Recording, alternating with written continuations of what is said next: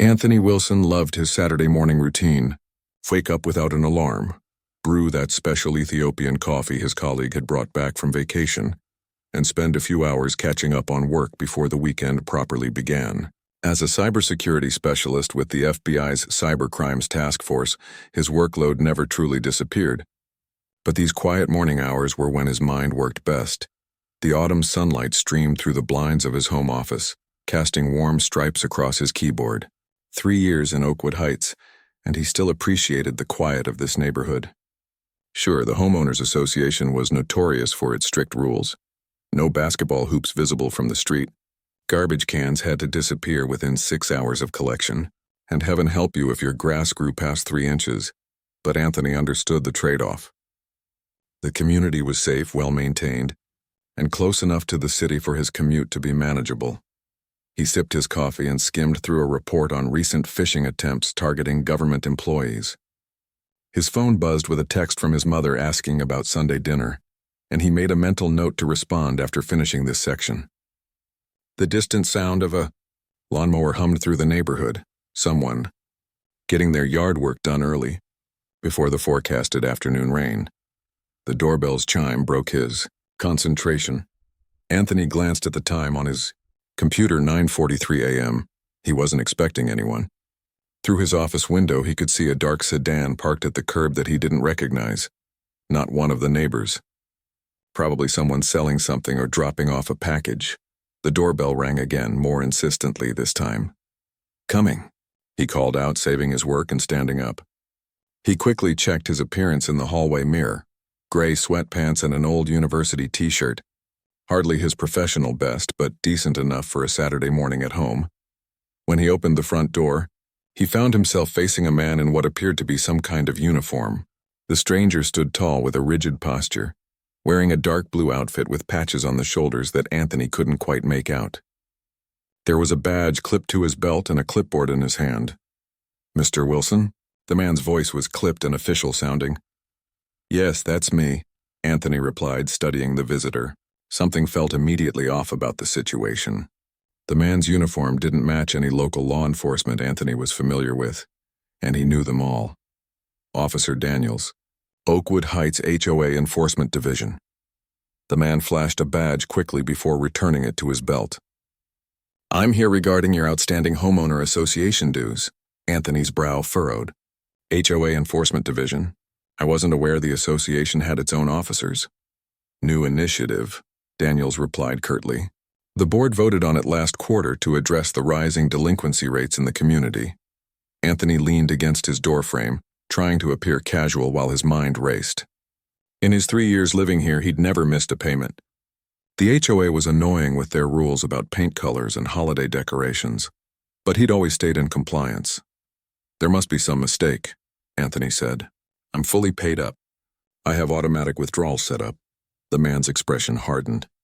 "According to our records, you've missed the last 6 months of payments, totaling $3,200. I have the documentation right here." He flipped through papers on his clipboard without actually showing Anthony anything specific. "I'd like to see that." "Please," Anthony said, extending his hand. Officer Daniels pulled the clipboard back slightly. "Sir, this is official HOA business. I need to inform you that under Section 47 of the Oakwood Heights HOA bylaws, failure to maintain dues for a period exceeding 3 months is grounds for resident removal." Anthony crossed his arms. "Resident removal? You mean eviction? That would require a court order, not an HOA action." "The bylaws you signed give us enforcement authority," Daniels countered, his tone growing more aggressive. "I'm here to escort you to the HOA office to resolve this matter, or you'll face immediate removal from the premises." A red flag went up in Anthony's mind. No HOA, no matter how strict, had the authority to physically remove residents from their homes without due legal process. And escort him? That sounded like an arrest, not a meeting. "Hold on," Anthony said, pulling his phone from his pocket. "Let me check my bank statements. I can show you the payments right now." "Put the phone down, sir," Daniels demanded, his hand moving to his hip where Anthony noticed what appeared to be a holstered weapon. "This matter can only be resolved at the HOA office. You need to come with me now." The neighbor across the street, Mr. Chen, was watering his flowers and glanced over curiously. Anthony gave him a small nod of acknowledgement, letting the older man know he'd noticed him watching. Mr. Chen nodded back, his expression concerned. Officer Daniels, was it? Anthony kept his voice steady. I'm going to need to see some proper identification and documentation before I go anywhere. This is your final warning, the man said, his hand still hovering near his hip. Failure to comply will result in forcible removal. Anthony took a subtle step back, positioning himself more securely in his doorway. His training kicked in and he began noticing more details. The man's uniform was actually just navy blue work clothes with patches sewn on. The badge he'd flashed so quickly looked like something you could buy online. The gun at his hip. Anthony couldn't be certain without a closer look, but the weight and shape seemed off. Which HOA office would we be going to? Anthony asked casually. The one on Maple Street. The man nodded. That's right. The main office. Another red flag. There was no HOA office on Maple Street. The association conducted all business through a management company downtown, and meetings were held at the community center. And you said your name was Officer Daniels? Anthony pressed. With the HOA Enforcement Division. Who's your supervisor there? The man's expression flickered with uncertainty before hardening again. Ms. Reynolds, now enough questions. You need to come with me right now. There was no Ms. Reynolds on the HOA board either. Anthony had attended enough community meetings to know all the key players. Let me just grab my wallet and keys, Anthony said, stepping back slightly into the house. Can't go to the office without ID, right? Make it quick, the man snapped. Anthony took another step back, maintaining eye contact. You know what? I think I'm going to call the HOA president first. Just to confirm this new enforcement division. Don't want any misunderstandings. The man's face darkened. There's no time for that. This is your final warning. Anthony's hand was already on his phone, not to call the HOA president, but to activate the emergency alert function that would silently notify his FBI team of trouble at his location. 3 years of living in this peaceful neighborhood, and he'd never needed to use it until now. I think there's been a misunderstanding, Anthony said calmly. I don't believe you're with the HOA at all. Who are you really and what do you want? The fake officer's hand moved more deliberately toward his hip now. Step outside the house now or things are going to get unpleasant. Anthony stood his ground, calculating his options. The man was blocking his front door, but Anthony had the advantage of being on his home territory. Mr. Chen was still watching from across the street, now with his phone in hand, likely sensing that something wasn't right. I'll ask you one more time to identify yourself properly, Anthony said, his voice dropping to a more authoritative tone. Because I can guarantee you, impersonating law enforcement is a federal offense with serious consequences. Something in Anthony's demeanor must have signaled that he wasn't an easy target. The man's eyes darted to the street, then back to Anthony. The HOA sent me, he insisted, but his confidence was cracking. You owe money and you need to come settle it now. I think you should leave, Anthony said firmly, before this situation gets much worse for you. The standoff continued for several tense seconds, neither man backing down. In the distance, a car engine started up. Anthony's training kept him focused on the immediate threat, but he was acutely aware that this confrontation could escalate at any moment. What the impersonator didn't know was just who he had chosen to target. And as Anthony stood in his doorway, his emergency alert already pinging on his team members' phones across the city, he realized this Saturday morning was about to become very interesting indeed. The tension in the doorway thickened as Anthony stared down the man, claiming to be Officer Daniels. Neither seemed willing to back down. The fake officer's hand remained uncomfortably close to what appeared to be a holstered weapon, while Anthony maintained his position, blocking entry to his home. Look, Anthony said, deliberately softening his tone. There's clearly some confusion. I have records of every payment I've made to the HOA for the past 3 years. Let me show you. Without waiting for permission, Anthony pulled up his banking app, making sure to angle the screen away from the visitor while keeping an eye on the man's hands. He quickly navigated to his transaction history. See here. Anthony turned the phone to show the screen, keeping it firmly in his grasp. Regular payments of $535 on the 1st of every month, including this one. All to Oakwood Heights HOA. The man barely glanced at the phone. Those could be payments to anything. Our system shows you haven't paid since April. Then your system is wrong, Anthony replied. I can call the actual HOA management company right now and clear this up. Our enforcement division has separate records. the man insisted, his voice growing harder. "And I don't have time for this. You need to come with me now to resolve this at the office, or I'll have no choice but to begin immediate eviction proceedings." Anthony noticed a bead of sweat forming on the man's temple despite the cool autumn air. The fake officer's eyes darted toward his car and back, a telltale sign of nervousness that Anthony had seen countless times during interviews with suspects. "I'd like to see those records," Anthony said calmly, "and I'd like to see some proper identification. A business card would help too. Who exactly do you work for?" The man's jaw tightened. "I've shown you my badge. I work for the Oakwood Heights Homeowners Association Enforcement Division." "Strange," Anthony replied. "I've never heard of this division in any of the HOA meetings I've attended." "It's new," the man snapped, his patience visibly thinning. "New enough that there's no mention of it on the HOA website or in any of the community newsletters?" Anthony pressed. "No announcement to residents about a new enforcement team with uniforms and badges?" The fake officer's hand moved more deliberately toward his hip. "This is your final warning. Step outside now." Anthony had been in enough tense situations to recognize when things were about to escalate. His training kicked in automatically. Maintain distance, find cover if possible. De-escalate verbally while preparing for physical confrontation. "Before this goes any further," Anthony said, his voice dropping to a serious tone, "you should know that impersonating law enforcement is a federal offense with a penalty of up to 3 years in prison. Add attempted armed intimidation and you're looking at serious time." The man's eyes widened slightly. Something in Anthony's demeanor had changed. A shift in posture, a hardness in his eyes that hadn't been there before. "I'm not impersonating anyone," the man insisted, but his voice wavered. "I represent the HOA, with a fake badge and what I'm guessing is a fake gun." Anthony took a calculated risk. The HOA doesn't have armed officers. They don't have badges, and they certainly don't have the authority to arrest or evict without court orders. Mr. Chen from across the street had now moved closer to his own curb, phone still in hand, clearly watching the confrontation. A car drove slowly past, the driver rubbernecking at the scene unfolding on Anthony's porch. The fake officer noticed the attention they were drawing and shifted uncomfortably. "Last chance," he said, trying to regain control of the situation. "Come with me now or what?" Anthony interrupted. "You'll draw that toy gun in broad daylight with witnesses watching? Take a look around you." The man's gaze darted to Mr. Chen, then to another neighbor who had emerged to collect their mail, clearly within eyeshot of Anthony's front door. "This isn't over," the man muttered, taking a step back.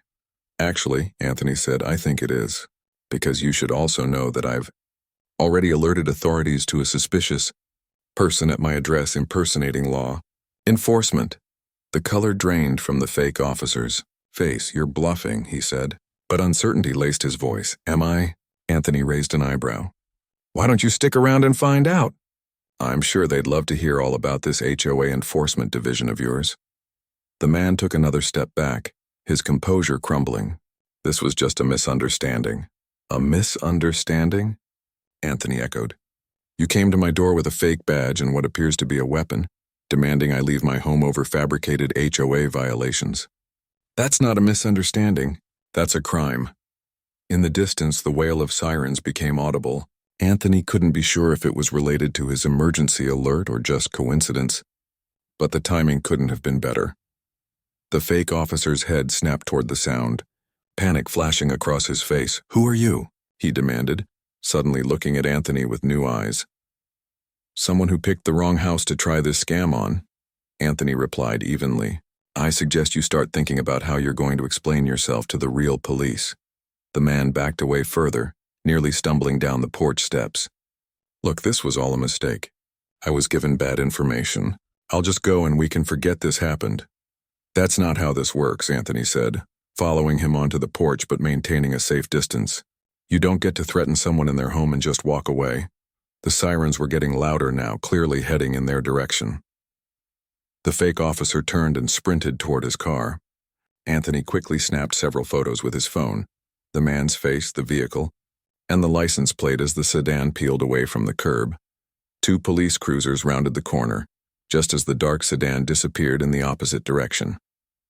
Anthony waved them down, pointing in the direction the car had fled. One cruiser immediately took off in pursuit while the other pulled up to Anthony's house. A tall officer with graying hair at his temples stepped out. "Mr. Wilson?" the officer called out, approaching the house. "That's me," Anthony confirmed, walking down to meet him. "Thanks for the quick response."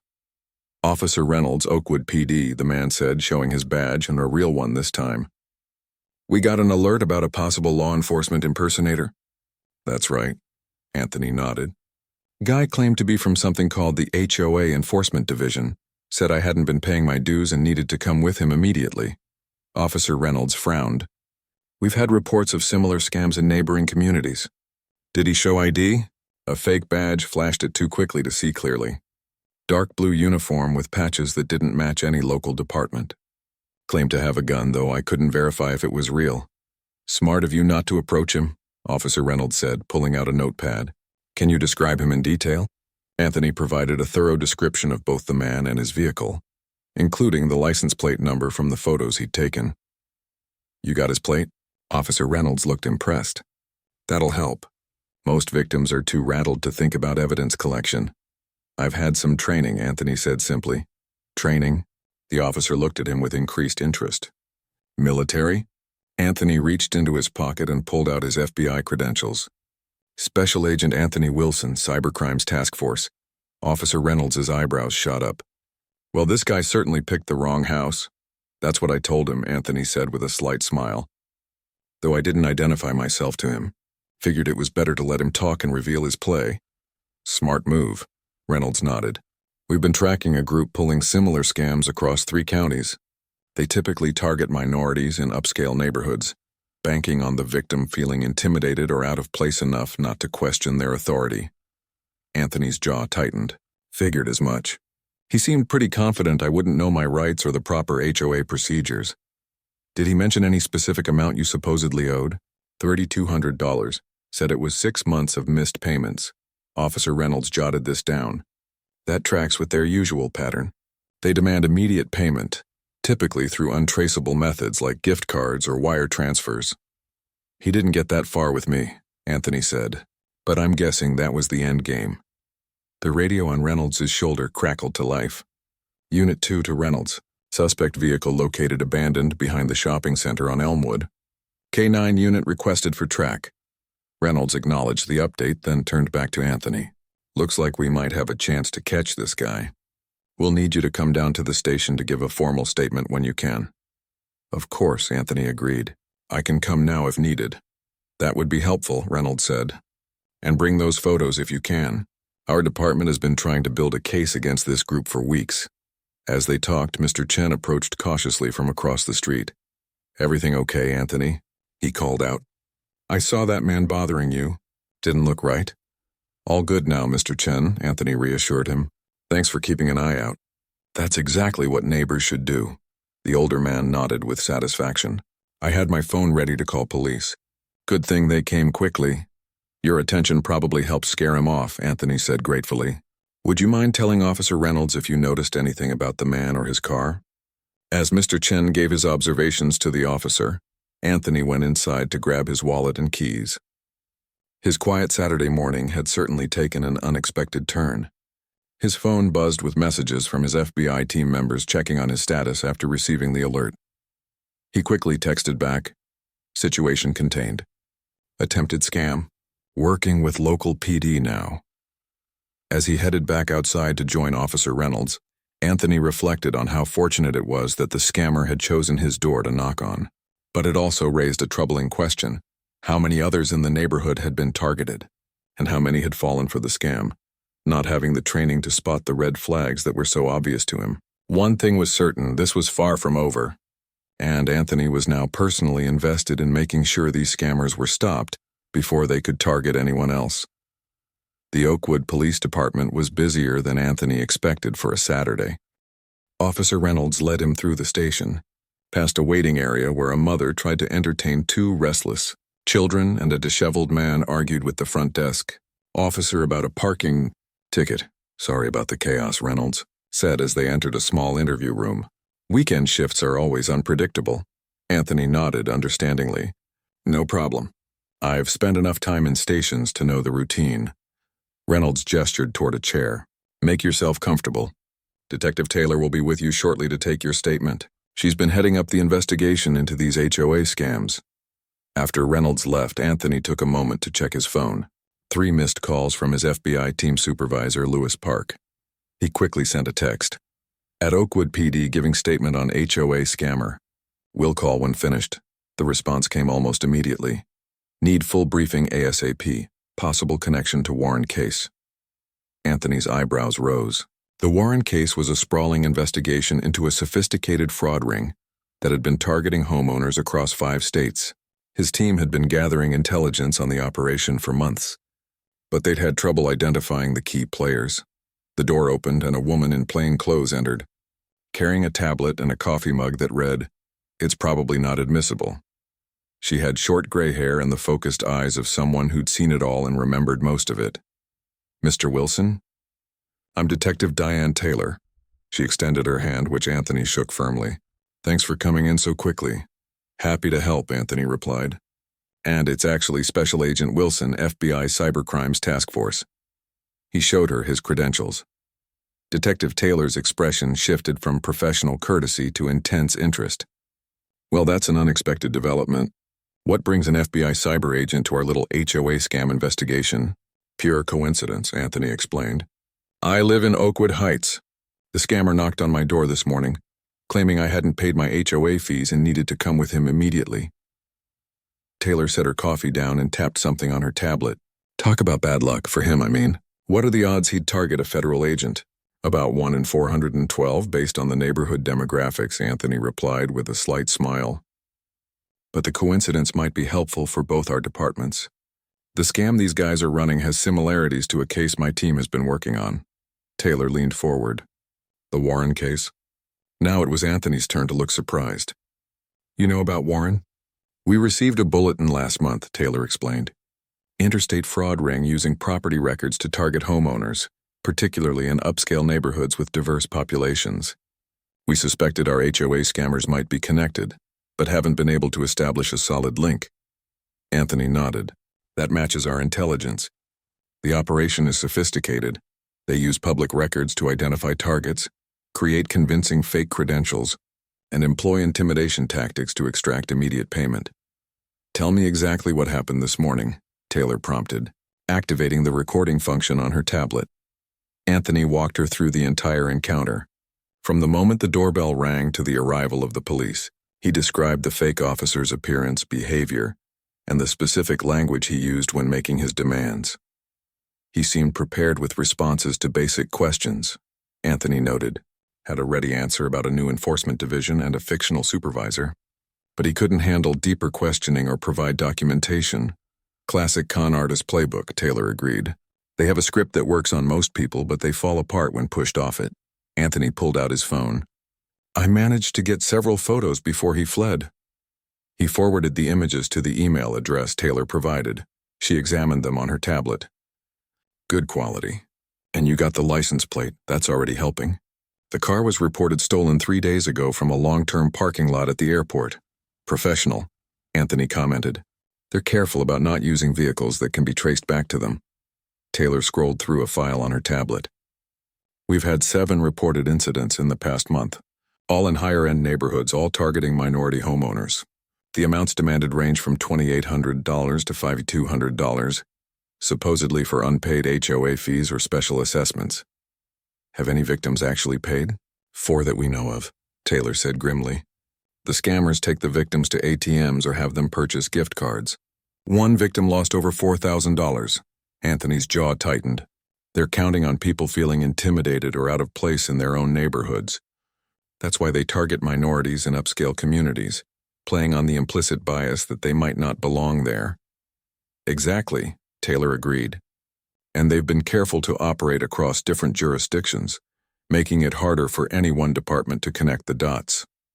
Their conversation was interrupted by a knock at the door. Officer Reynolds poked his head in. "We got him," he announced triumphantly. K-9 unit tracked him to a fast food restaurant 3 blocks from where he ditched the car. He was waiting for a ride when officers moved in. "Any resistance?" Taylor asked. "Folded like a cheap suit," Reynolds replied. "He's in holding now, asking for a lawyer." Says his name is Ray Thompson, but we're running his prints to confirm. Good work, Taylor said. Let me know when his lawyer arrives. I want to be in on the questioning. She turned back to Anthony after Reynolds left. Looks like we might finally get some answers. Mind if I observe the interrogation? Anthony asked. If there is a connection to the Warren case, my team will want to know immediately. Taylor hesitated. Normally, I'd have to clear it with my captain, but given the potential federal connection, she made a decision. I'll make it happen. But you observe only. This is still our jurisdiction. Understood, Anthony agreed. I'm just here to gather intelligence, not step on toes. While they waited for Thompson's lawyer to arrive, Anthony called his supervisor, Louis Park. Lou, it's Anthony. I'm at Oakwood PD. They've apprehended a suspect in what appears to be part of the Warren network. Park's voice came through clearly on speakerphone, which Anthony had activated with Taylor's permission. What's your assessment? Same MO? Identical, Anthony confirmed. Fake law enforcement, targeting minorities in upscale communities, demanding immediate payment for fabricated debts. They're using stolen vehicles and working across multiple jurisdictions to avoid detection. Any identification on the suspect? Claims to be Ray Thompson. They're running his prints now. Thompson, Park repeated. That name's not in our database for Warren's known associates. Could be an alias. Detective Taylor leaned toward the phone. Detective Diane Taylor, Oakwood PD. We've been tracking similar scams across 3 counties. 7 incidents in the past month. 4 successful extractions of funds. Detective, Park acknowledged. Appreciate your cooperation with Agent Wilson. We've been building a case against this network for months, but they're slippery. Change tactics, locations, personnel. I've granted Agent Wilson permission to observe our interrogation of the suspect, Taylor informed him. Would your office be interested in formally joining our investigation? Absolutely, Park replied without hesitation. I can have a team there within the hour. This could be the break we've been waiting for. After the call ended, Taylor led Anthony to the observation room adjacent to the interrogation room. Through the one-way glass, Anthony could see the man who had appeared at his door that morning. Now dressed in an orange jumpsuit, slumped in a chair. Without his fake uniform and aggressive demeanor, he looked younger and far less intimidating. Prince came back, Taylor said, checking her tablet. His real name is Vincent Carter. 28 years old. Prior convictions for fraud and impersonation in Nevada and Arizona. Moved to this area 8 months ago. Around the same time the Warren network expanded into this region. Anthony noted. That's not a coincidence. A uniformed officer entered the observation room. Detective Carter's lawyer is here. They're ready when you are, Taylor nodded. Let's see what Mr. Carter has to say for himself. As Taylor left to conduct the interrogation, Anthony studied the suspect through the glass. Carter fidgeted nervously, repeatedly checking the clock on the wall. He was clearly rattled, perhaps realizing the serious trouble he was in. The door to the interrogation room opened and Detective Taylor entered with another officer. Carter straightened up, attempting to appear confident, but the effect was undermined by the visible sweat on his forehead. Mr. Carter, Taylor began, setting a folder on the table. Or do you prefer Ray Thompson? You seem to have trouble keeping your name straight. Carter glanced at his lawyer, an overworked public defender who looked like he'd rather be anywhere else on a Saturday. No comment. That's fine, Taylor said casually. We don't really need your comments. We have photos, witness statements, and a stolen vehicle connecting you to at least 7 incidents of fraud and impersonation of law enforcement. She laid out several photos on the table, the ones Anthony had taken, plus others from what appeared to be security cameras showing similar incidents. What's interesting, Taylor continued, is that you've been very selective about which homes you visit. All in nice neighborhoods, all owned by minority residents. Care to explain that pattern? Carter shifted uncomfortably. I don't know what you're talking about. Then let me be more specific, Taylor pressed. This morning, you knocked on the door of a federal agent and tried to scam him by claiming to be from a fake HOA enforcement division. That's impersonating law enforcement, a federal offense. Carter's eyes widened. Federal agent? No way. He was just some guy. Special Agent Anthony Wilson, FBI, Taylor corrected him. You couldn't have picked a worse door to knock on. The color drained from Carter's face as he turned to his lawyer in panic. The lawyer whispered something to him, and Carter slumped back in his chair. Anthony watched the interrogation with professional interest. Carter was clearly a low-level operative, not the mastermind behind the operation. But he might lead them to bigger fish. His phone buzzed with a text from Park. Team en route. Warren case file shows potential connection to a local real estate investment firm. Check if Carter has any ties to Prestige Holdings. Anthony made a note to pass this information to Taylor after the interrogation. The pieces were starting to come together. What had begun as a random knock on his door was unraveling a sophisticated criminal network. Behind the glass, Taylor continued methodically laying out the evidence against Carter. The fake officer who had seemed so threatening on Anthony's porch now looked like what he truly was, a small-time criminal who had finally picked the wrong target. Sometimes justice came down to simple coincidence. And today, coincidence had favored the good guys. The Oakwood Police Department's conference room had been transformed into an impromptu command center by late afternoon. Maps covered one wall with colored pins marking locations of reported scam incidents. Crime scene photos and suspect descriptions filled another. In the center of the room, a large table was crowded with laptops, coffee cups, and the focused faces of local police and FBI agents. Anthony stood beside Lewis Park as they watched Vincent Carter's interrogation video for the third time. Carter had eventually cracked under Detective Taylor's relentless questioning, especially after his public defender explained the mountain of charges he was facing. "Play that part again," Park requested, pointing to the screen. The technician rewound the video to where Carter was explaining the organizational structure. "I never met the boss," Carter said on screen, nervously fidgeting with his hands. "We get our assignments through Randy. He gives us the addresses, the background info on the targets, and our cut of whatever we collect." "And who does Randy report to?" Taylor's voice came from off-camera. Carter shrugged. "He never says. Just calls them the investors. Says they're people with connections who can make problems disappear if we stay loyal." Park paused the video. "Classic cell structure. Keep the foot soldiers isolated from leadership." "Smart," Anthony agreed. "Carter genuinely doesn't know who's running the operation. He's just following orders and collecting his percentage." Detective Taylor entered the conference room carrying a fresh stack of files. The investigation had officially become a joint operation between Oakwood PD and the FBI, with Taylor and Anthony serving as the primary liaisons. Lab results came back on the fake badge Carter was carrying, Taylor announced, dropping the files on the table. "High-quality forgery, but they found a partial fingerprint that doesn't match Carter. Belongs to a Randy Nichols, which matches the Randy Carter mentioned in his statement." "What do we know about Nichols?" Anthony asked. Taylor pulled up a mugshot on her tablet and passed it around. 3 priors for fraud and impersonation. Did 18 months for a credit card scheme in 2021. Released last year. "Any known association with Prestige Holdings?" Park asked. "That's where it gets interesting," Taylor replied. "Nichols worked as a property manager for one of their rental communities 6 months ago. Employment records show he was fired for irregularities with tenant payments."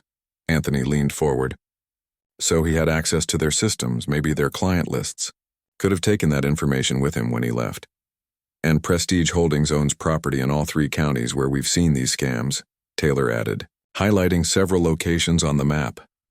"This is starting to come together," Park said, standing up to pace the room. "Prestige identifies the targets through their property management database, focusing on minority homeowners and upscale communities. Nichols recruits people like Carter to pose as fake authorities and extract payments. But where does Warren fit in?"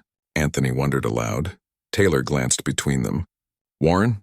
As in Thomas Warren, the real estate developer?" Park and Anthony exchanged looks. "You know him?" Park asked. "Know of him," Taylor clarified.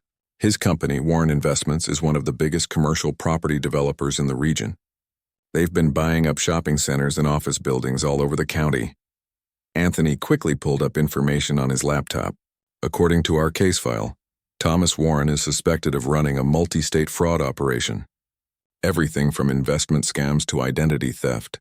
But we've never been able to gather enough evidence to bring charges. And now we have a possible connection through Prestige Holdings," Park added. "We need to find out if there's a relationship between Warren Investments and Prestige." One of the FBI analysts raised her hand. "Already on it, sir. Preliminary research shows Warren Investments acquired a 30% stake in Prestige Holdings approximately 9 months ago. which is exactly when these scams started appearing in this region. Anthony noted. That can't be coincidence. The conference room buzzed with renewed energy as the team began connecting threads that had previously seemed unrelated. We need to locate Randy Nichols, Taylor stated. He's the link between Carter and the higher-ups.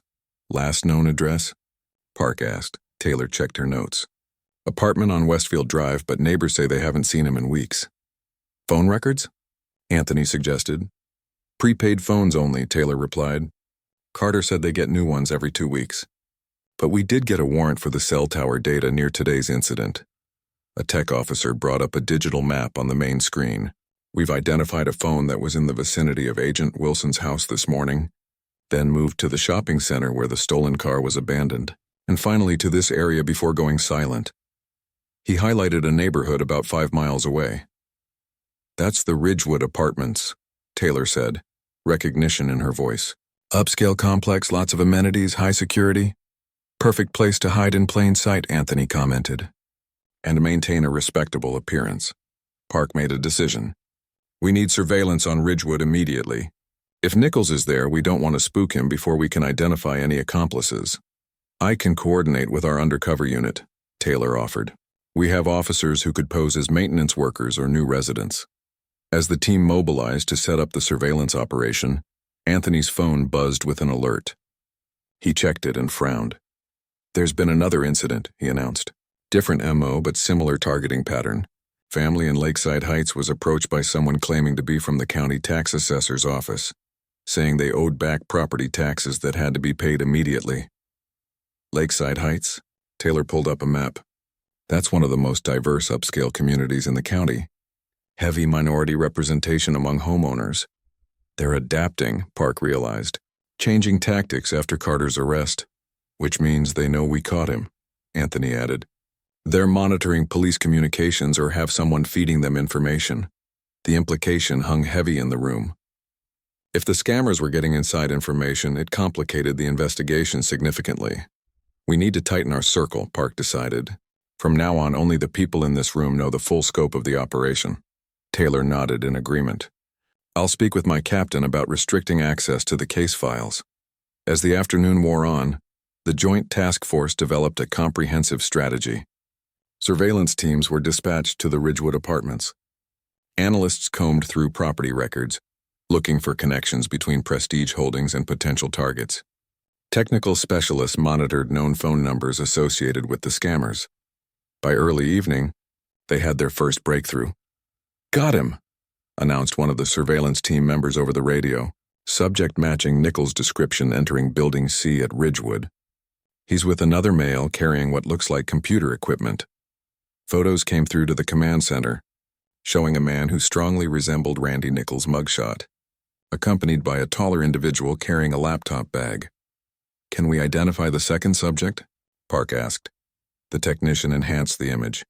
Working on it, sir. Angle isn't great. Anthony studied the photos carefully. Look at the way they're moving. Confident, relaxed. They don't know we're onto them. The second subject is heading toward a vehicle, the surveillance team reported. Black SUV, tinted windows. Getting plate number now. Moments later, they had a name for the mystery man. Michael Reeves, former IT specialist for a major bank, fired 3 years ago for suspected data theft, though charges were never filed. The technical expertise, Anthony realized. He's how they're accessing records and creating the convincing fake IDs and documentation. And possibly how they're monitoring police communications, Taylor added. The pieces were falling into place faster now. The joint team worked with seamless efficiency, each member contributing their specialized knowledge to the expanding investigation. Sir, one of the analysts called to Park, I've been going through Prestige Holdings' financial records. There are regular payments to a shell company called Pinnacle Consulting. The company traces back to an offshore account connected to Thomas Warren. That's the link we needed, Park declared. Now we just need to prove Warren is actively directing the scam operation, rather than simply investing in Prestige. Anthony had been quiet for several minutes, studying the surveillance photos. I think I know how we can do that, he said finally. These guys are careful, but they have one vulnerability, their targeting strategy. The focus on minority homeowners in upscale neighborhoods, Taylor understood immediately. Exactly. Anthony nodded. What if we set up a sting?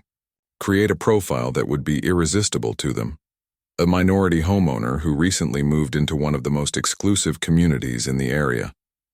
We'd need to establish a convincing cover, Park mused. Property records, utility accounts, the works. And we'd need to find the right person to play the role, Taylor added. Someone who can handle themselves if things get tense. All eyes in the room turned to Anthony. I fit their victim profile, he acknowledged. And I've already had contact with Carter, so I'm not known to the rest of the organization. It's risky, Park warned. If they've upgraded from scamming to kidnapping, things could get dangerous quickly. All the more reason to shut them down now, Anthony argued, before anyone else gets hurt or loses their money. After some debate, the plan took shape. Anthony would pose as a new homeowner in the estates, the most exclusive gated community in the county.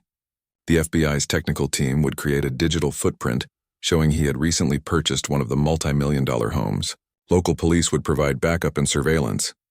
The key is to get Nichols and Reeves to make contact, Anthony explained. Then follow the chain of command up to Warren. If we can get evidence of Warren directly orchestrating the operation, we can bring down the entire network, Park agreed. As the meeting broke up and team members departed to prepare for the operation, Detective Taylor approached Anthony. You know, when you called in a suspicious person at your door this morning, I never imagined it would lead to all this, she said. Anthony smiled slightly. Sometimes the biggest cases break from the smallest beginnings. Well, I'm glad they picked your door to knock on, Taylor replied. Otherwise, we might still be chasing our tails on these scattered incidents. Let's just hope our plan works, Anthony said, looking at the evidence board with its web of connections. Because something tells me this is bigger than any of us initially thought. As Anthony left the police station that evening, he couldn't help but reflect on the strange turn his weekend had taken. What had begun as a quiet Saturday morning had evolved into a complex multi-agency operation. And somewhere out there, Thomas Warren and his organization were continuing to prey on people who had worked hard for their homes and communities. Not for much longer, Anthony promised himself. Not if he had anything to say about it. The estates lived up to its reputation as the most exclusive neighborhood in the county. Massive homes sat on manicured lawns behind ornate gates. Luxury cars gleamed in circular driveways, and private security vehicles patrolled the winding streets. It was a world of privilege and prosperity, the perfect hunting ground for scammers targeting those who might feel they had to prove they belonged. Anthony adjusted the collar of his designer suit as he walked up the path to the sprawling Mediterranean-style mansion that would serve as his cover home for the operation. The FBI had arranged a short-term lease with the actual owner, a professional athlete currently playing overseas.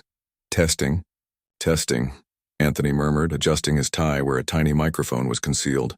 How's the audio? Crystal clear, came Detective Taylor's voice through the nearly invisible earpiece he wore. Visual feed is good too. Taylor and a technical specialist were parked in an unmarked van disguised as a landscaping company vehicle down the street. FBI agents were positioned throughout the neighborhood, some posing as joggers, others as delivery personnel. Park coordinated the operation from a command center set up in a nearby vacant house. Remember, Park's voice joined the communication. The goal is to get concrete evidence linking Nichols to Warren. We need them to reveal the structure of their operation. Copy that, Anthony replied, unlocking the front door. Just another day in the life of a successful professional who happens to be a minority in a wealthy neighborhood. It had taken 3 days to establish Anthony's cover identity. Property records now showed he had purchased the home a week ago. Utility accounts were in his name. The local newspaper had even run a small piece welcoming the prominent cybersecurity consultant to the community. Most importantly, they had leaked information through channels they suspected were being monitored by the scammers, including a mention that the new homeowner had raised concerns about the steep HOA fees in the estates. Now it was just a matter of waiting for the bait to be taken. Anthony spent the morning making himself visible in the neighborhood, checking the mailbox, talking with the gardener, actually an FBI agent, and washing his bureau-provided luxury car in the driveway. He wanted to be seen, to be noted as the newest resident of the estates. By late afternoon, he was beginning to wonder if they had overestimated the scammers' monitoring capabilities. Then his phone rang. "Mr. Wilson?" A polite professional voice inquired when he answered. "Speaking," Anthony replied, immediately signaling the team by tapping his watch twice.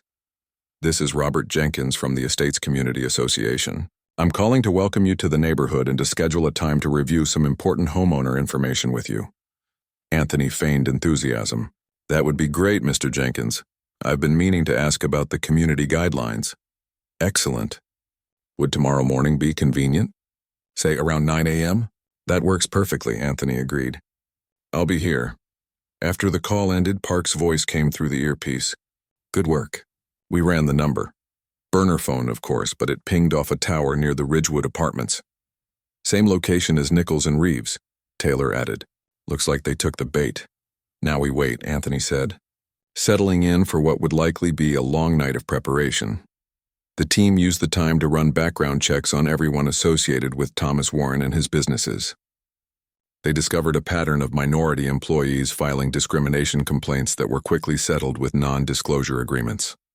They found evidence of predatory lending practices targeting minority homeowners, and they uncovered a network of shell companies used to hide Warren's involvement in dozens of questionable real estate deals. By morning, they were ready. The house was wired with hidden cameras and microphones. A tactical team was on standby nearby. Anthony wore a bulletproof vest under his casual but expensive-looking shirt. At precisely 9 a.m., the doorbell rang.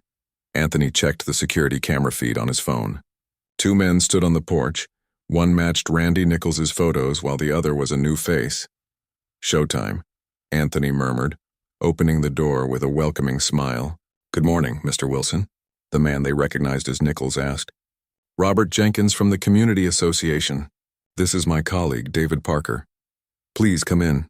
Anthony gestured, leading them to the living room where cameras had the best angles. "Can I offer you coffee?" "No, thank you," Nichols declined politely. Both men were dressed in business casual attire with community association badges clipped to their belts, a far cry from the fake police uniform Carter had worn. They were clearly higher-level operators with a more sophisticated approach. "So," Anthony said, sitting across from them, "what can you tell me about the association? I've heard the fees are quite substantial." "They are," Nichols acknowledged with a practiced smile.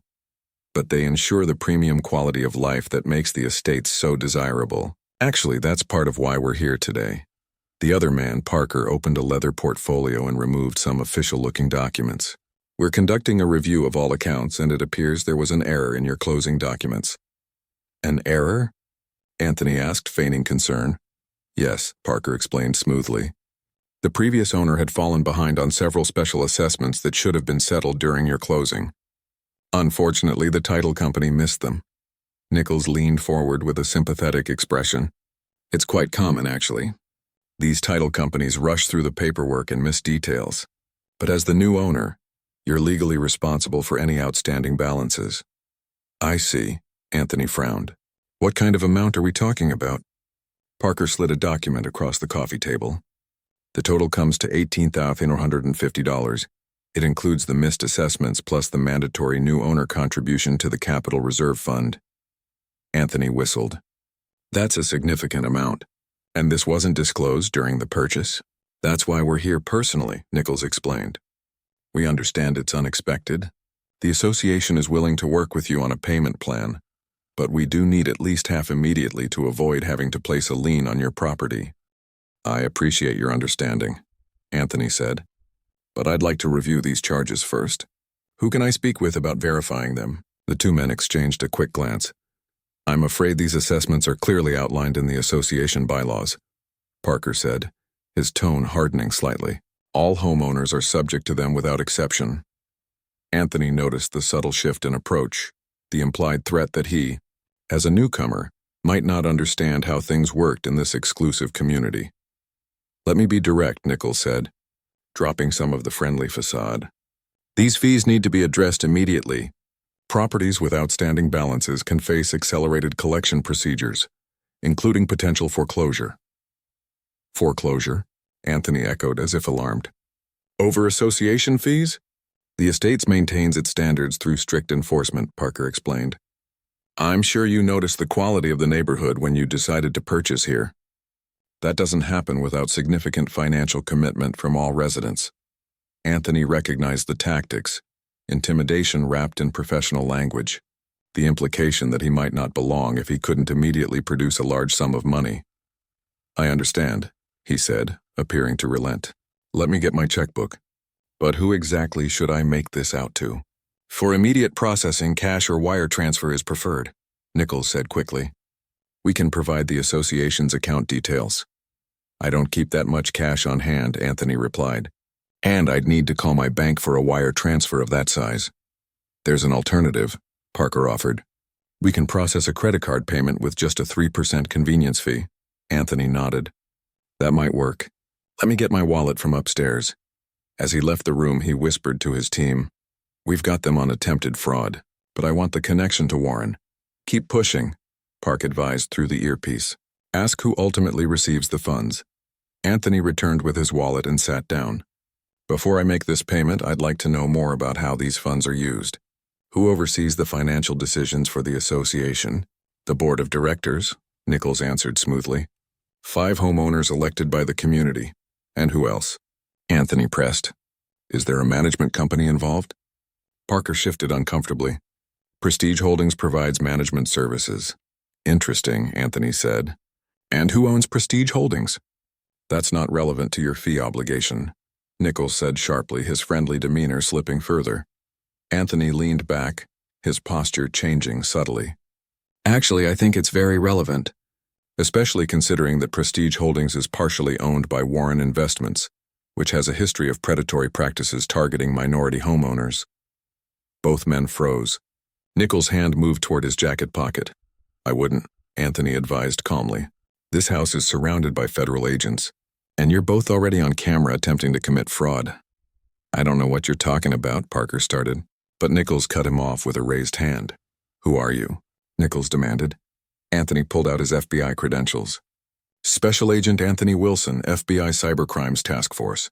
And you are Randy Nichols and Michael Reeves, operating under the alias David Parker. The stunned expression on their faces confirmed the identification of Reeves, who they'd only seen in surveillance photos. You're making a mistake, Nichols said, though his voice lacked conviction. We represent the community association. No, you don't, Anthony replied. We've confirmed with the actual association that they never sent you. Just like Vincent Carter didn't represent the Oakwood Heights HOA when he tried the same scam on me last week. At the mention of Carter, both men paled. We have nothing to do with Carter, Reeves insisted. Phone records and witness statements say otherwise, Anthony countered. Your organization targets minority homeowners in upscale communities, using fake credentials and intimidation tactics to extract payments. The question is, does Thomas Warren direct these operations personally, or does he just finance them through Prestige Holdings? The name Warren triggered a visible reaction from Nichols. I want a lawyer, he said firmly. Of course, Anthony nodded, signaling to the team. But consider this, we already have Carter in custody. We have you attempting the same scam. The first person to provide evidence against Warren will be looking at a significantly reduced sentence. FBI agents entered the room, placing both men in handcuffs as Anthony read them their rights. The operation had secured enough evidence to charge them with attempted fraud, impersonation, and conspiracy. More importantly, they had established clear links between the street-level scammers and the corporate entities behind them. Within hours of the arrests, the FBI executed search warrants at Prestige Holdings and the Ridgewood Apartments. They discovered extensive records of previous scams, lists of potential targets categorized by race and neighborhood, and communications linking the operation directly to Warren's executive team. 3 days later, Thomas Warren himself was led in handcuffs through his gleaming corporate headquarters as reporters captured the moment for national news. We've identified at least 67 victims across 5 states, Park told Anthony as they watched Warren's perp walk on the news. Total fraudulent collections exceeding $2 million. And it all started with a knock on my door, Anthony remarked, shaking his head at the improbable sequence of events. The case made headlines nationwide, highlighting both the sophisticated nature of modern fraud schemes and the disturbing racial targeting element. Community associations across the country began implementing verification protocols for all official communications. Law enforcement agencies developed new training programs to help homeowners identify similar scams. For Anthony, the most satisfying moment came when he personally called each victim to inform them that their money would be returned through assets seized from Warren's criminal enterprise. You turned a random encounter into the takedown of a major fraud network, Taylor told him during the Joint Task Force's final debriefing. Not bad for what started as a quiet Saturday morning. Anthony smiled. Sometimes justice comes from unexpected places, and sometimes the scammers pick exactly the wrong door to knock on.